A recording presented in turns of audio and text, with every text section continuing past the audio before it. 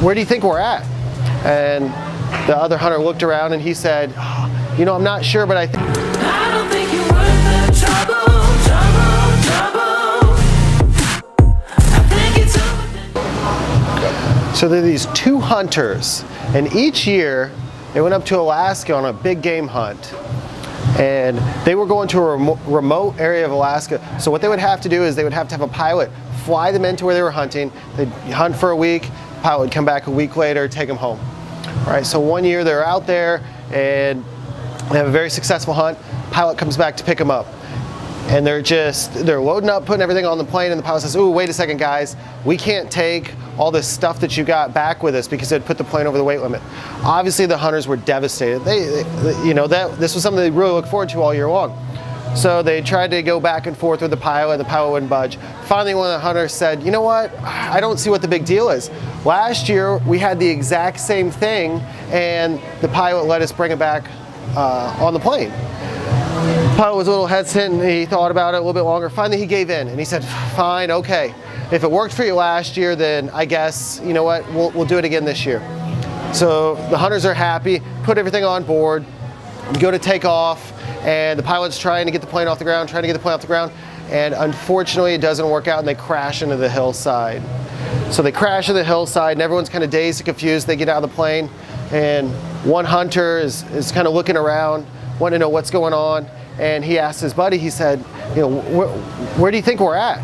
And the other hunter looked around and he said, oh, "You know, I'm not sure, but I think we're about a half a mile south of where we crashed last year." And the whole point is, I think that same kind of thing happens with our habits. We take action and we do something that doesn't work out. So rather than learn from our mistakes and take different action, we end up doing the same thing. And then history tends to repeat itself. And we make the same mistakes over and over again, rather than learning from our mistakes so that we can make better choices and better decisions moving forward.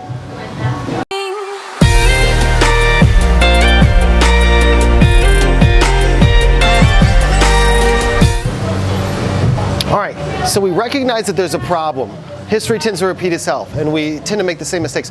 So what do we do to form better habits so that moving forward we can be more successful? I have 5 steps to help you form better habits.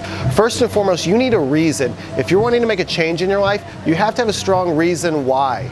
You have to know what you're working towards. If you just say, "Well, I'm going to start working out because I know I should work out," it's going to be really hard to stick with. You need something that when times get tough, it's going to help push you to move forward. So you need a strong reason why. Second thing you need is a trigger. You have to recognize that bad habit or the mistake that you tend to make. Maybe it's reaching in the cookie jar right before dinner or that late night snack. You need to recognize what that trigger is. And by trigger, I mean, what's the thing that happens right before you make a mistake? So if it's reaching in the cookie jar, what happens right before you reach in the cookie jar? So you need a trigger. You need to know the trigger so that step 3, you can form a new habit. You know that when something happens, when you're about to reach in the cookie jar, you need a new habit or something to replace that habit.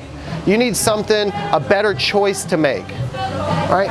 Fourth, you need practice. Just like anything else, brushing your teeth or anything you do, any healthy habits that you already have in your life, with repetition, it gets easier. All right, so you need practice. It's going to take practice to get it down, but the more you do it, the easier it will get.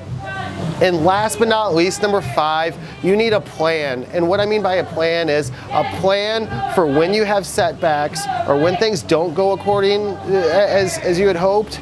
You need a plan to help you get right back on track as soon as you can, because you're going to make mistakes, you're going to have setbacks. It's okay, it's all part of the process. But when things go astray, what are you going to do to get back on track as soon as you possibly can? So make sure you have a plan. Again, 1, you need a reason. 2, you need to know the trigger. 3, you need a new habit. 4, you need practice. And 5, you need a plan for when things go wrong.